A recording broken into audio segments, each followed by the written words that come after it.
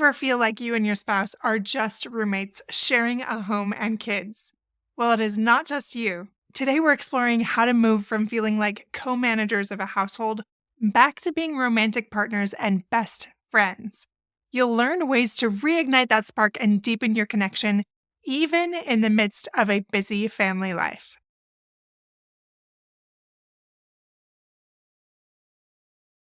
Welcome back, my friends, to Fulfillment Therapy. I'm your host, Kendra Nielsen, and today we're exploring a topic that many of us experience but rarely discuss, and that's feeling like roommates with your spouse instead of romantic partners. I want to start with a quote from Mignon McLaughlin that says, "A successful marriage requires falling in love many times, always with the same person." So this could not be more true, especially for parents when we are navigating all the demands of family life. It feels like you are trying to fall in love with that same person as you both change so much. So, what does it mean to be in that roommate phase? It's when you and your spouse feel more like co managers of that household instead of romantic partners. And I'll share some common signs in just a second. But I want to talk about a few clients that I've had. I feel like this comes up with my couples quite a bit, where they come in and just say, I don't even know if I really like them anymore. Like, it's just not very fun. And then we start that next phase where we start to investigate what's going on, what it looks like. And as I ask more questions, I find out like they're not really being intimate very much. Like, very rarely. They have a lot of built up ammunition for all of the things that they are upset with. And often it's rightfully so. But as we investigate, we recognize, okay, there is a dance going on here and it's happening on both sides. And very rarely do I see it be entirely one person. But both people have some responsibility for that. So it's working through that. This has come up a lot with clients. And every time that comes up a lot with clients, I'm like, okay, maybe this is something that we can address in a podcast episode that can help other listeners. So what are some of those common signs of feeling more like co-managers or roommates? Your conversations might be limited to things like, did you pick up some milk? Or who's taking Macy to practice? Or things like that. Maybe it's spending time together but feeling disconnected, like just watching TV in silence or scrolling through your phone side by side, but not really interacting. Maybe it's feeling more excitement spending time with friends than with your spouse. Or seeing your partner as another responsibility rather than a romantic partner. I see this a lot with my clients. Like the way they even talk about it in session, they talk about their spouse like they are another kid, and often even less than that, like less reliable because it's an adult that has more opinions and doesn't want to be controlled, whereas kids might be more okay with being told what to do. Well, it's very hard to coerce your partner. And so it's even more frustrating than dealing with a kid oftentimes when I'm working with my clients. Okay, another thing, it could be realizing that you can't remember the last time you had a deep, meaningful conversation with your spouse, or feeling like you know each other so well that there isn't much left to discover. So do any of those things resonate with you? If so, this episode is going to help you because we've all been there. We go in and out of this quite a bit, and it's normal. It's a normal part of the human experience and a normal part of marriage. So what do we do about it? Well, before we go into that, I want to share another story here about a client. I'm just going to call her Sarah. And she realized she was in this phase after this really mundane week that she had. And she looked at her husband one night and thought, when was the last time we really talked about something other than kids or the house or responsibilities? And it haunted her a little bit, just feeling like, man, is this all there is? And then there was another client, I'll just call him Mark, and he found himself faking enthusiasm when his wife suggested a date night, realizing that he'd rather spend time with his friends or even alone. And this happens to many of us. It's not exclusive to, say, Sarah or Mark. Like, we start to feel that way, and then we feel guilty for feeling that way, and we try to shove it down. So between parenting or work or those daily routines, our relationships often take a back seat, and we become emotionally complacent and really neglect that romance and that intimacy that brought us together in the first place. So again, how do we move from roommates to romantic partners that really enjoy each other? Well, there are some simple steps that work with my clients that can work for you too. The first thing you can do is prioritize time together. So that is scheduling those weekly date nights or moments of connection, even if it's at home. It doesn't have to be elaborate. One couple that I worked with started with a no phone dinner rule, which quickly became important in their family life because that's really when they finally talked a little bit more. Another couple I worked with began with a 15-minute date every morning. These ones were coffee drinkers, so they had this morning ritual where before they woke their kids up, they just connected a little bit and talked about what they were looking forward to and talked about their dreams and different things besides just the mundane. And they got back in that habit of that connected time together. Another thing you can do is communicate openly and honestly. So share your feelings without blaming them and use those I statements. I go back to this all the time because this is a key thing that is often missing when I work with my couples, and it's such a simple thing. One of my clients told me that asking intentional questions like, what's something you're excited about lately? Or what's been challenging for you this week? Really helped them reconnect with their spouse on a deeper level instead of just, what'd you do today? Oh, great. And you're not even really listening to each other. There's this game that you can also try called the high-low buffalo. And you can do this at dinner with your kids. It's very simple. I really love this. It's just a simple way to reconnect with one another and with your children. And this is how it works. So each person shares their high point of every day, their low point of every day, and something unexpected, which is the buffalo. So high, low, buffalo. It's just a very simple way to reconnect. The third thing you can do is inject some novelty into your relationship. This might be trying a new activity together. Maybe that's a dance class or hiking, learning a new language. Like my husband and I want to start ballroom dancing again. We have done that before, but there hasn't been a class recently, and we just heard about one. We're like, oh, we should get back into that. It could be taking a cooking class together, or I know my husband and I with another couple, we did a glass blowing class. And I have another client that just talked to me about how she signed her and her husband up for an art class, like a painting class. And they did that, I think it was once a week for a couple months, and that she really enjoyed that. Now, I do want to encourage you to get out of that habit of just doing something where you zone out on a date, like dinner and a movie, where you barely talk to each other, like you're just scrolling on your phone, you're watching a screen, you're not really interacting. If you're not connecting on a date, you're missing the point. It's still a helpful habit to keep, but not the best. So good, better, best, we would call that good, but we're going for better or best here. Another thing you can do is rebuild that physical intimacy. You can start small with affectionate gestures like holding hands or hugging longer, giving each other a massage.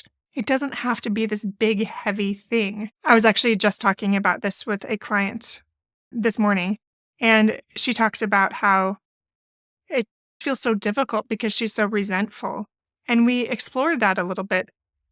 And I mentioned to her that often when there is more of a willingness to be intimate with your spouse, it is more motivating for the other person to try more because there is deeper connection that naturally comes from intimacy. Now, I'm not saying to self-betray and to not pay attention to those resentments, but this give and take, recognizing that it could be something that could help deepen that relationship and that willingness to change. And I know a lot of people can use intimacy to manipulate, and we don't want that either way, either withholding or too much or any of those things, like expecting something in return. But that's a whole nother episode that I could go to.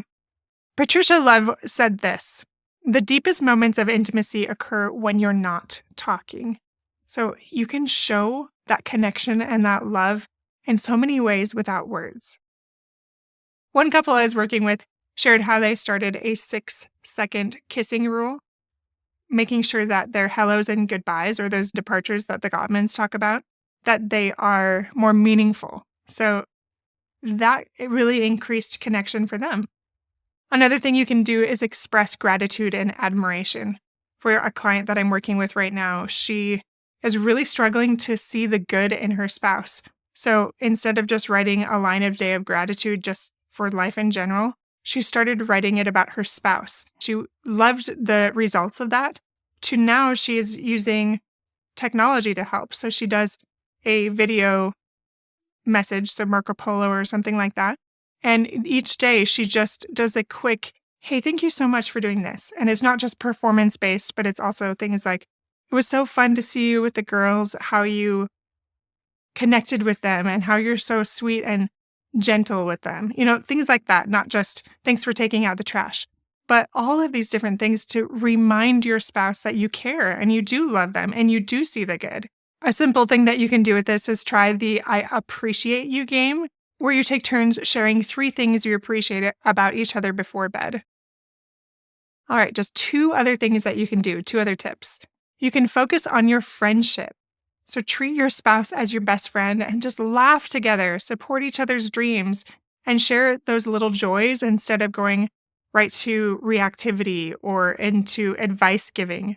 Just think of them as that best friend again, instead of somebody that's resentful or rolling their eyes thinking about what they're going to do or something like that.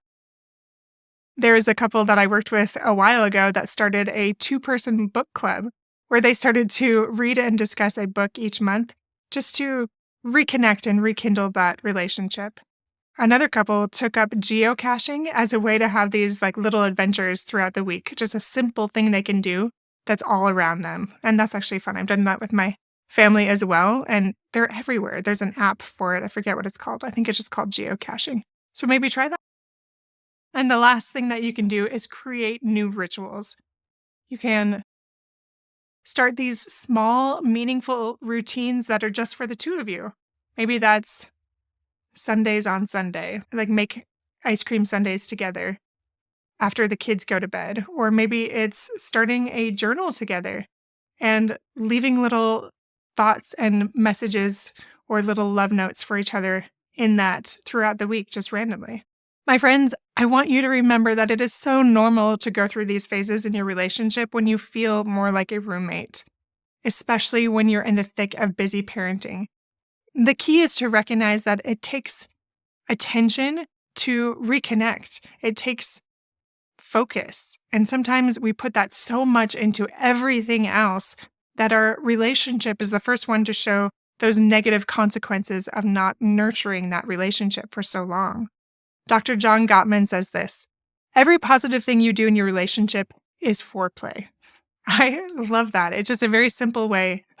Hey, these are bids that you're putting into your relationship that builds intimacy. And it's completely true. H. Jackson Brown Jr. said this: love is when the other person's happiness is more important than your own.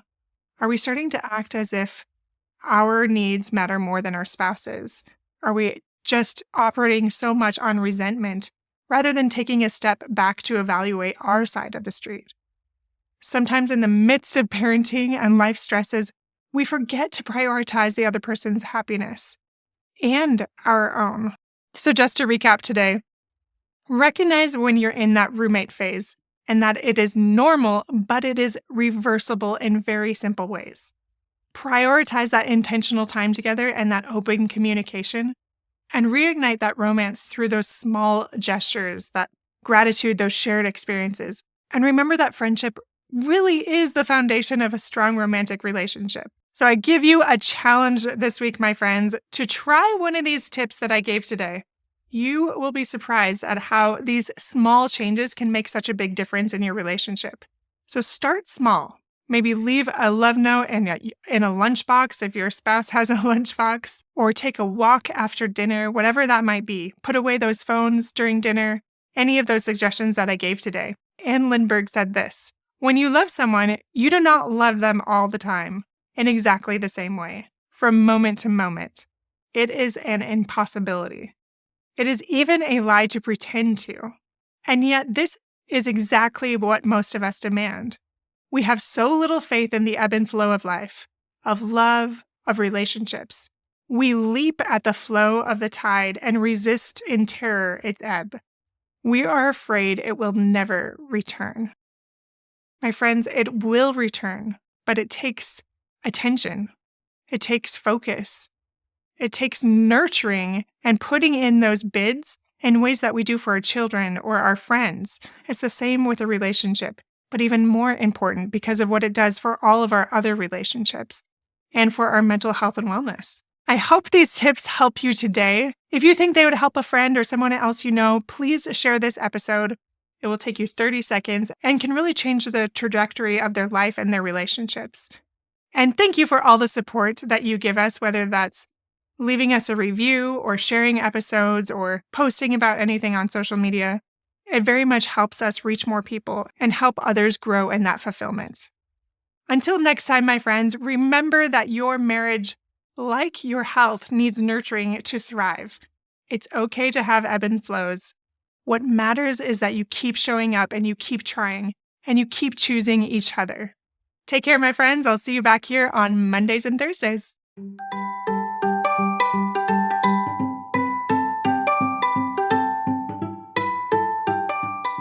Hey friends, I hope you enjoyed today's episode. If you did, chances are someone else would too. Would you take 30 seconds to share this with a friend who's looking for greater family fulfillment? And while you're sharing, tell me what you think about the show by leaving a review on Apple Podcasts. It refuels me when I hear this podcast is helping you, no matter what your house or your hair looks like. I'll meet you back here every Monday and Thursday morning for more episodes. Until then.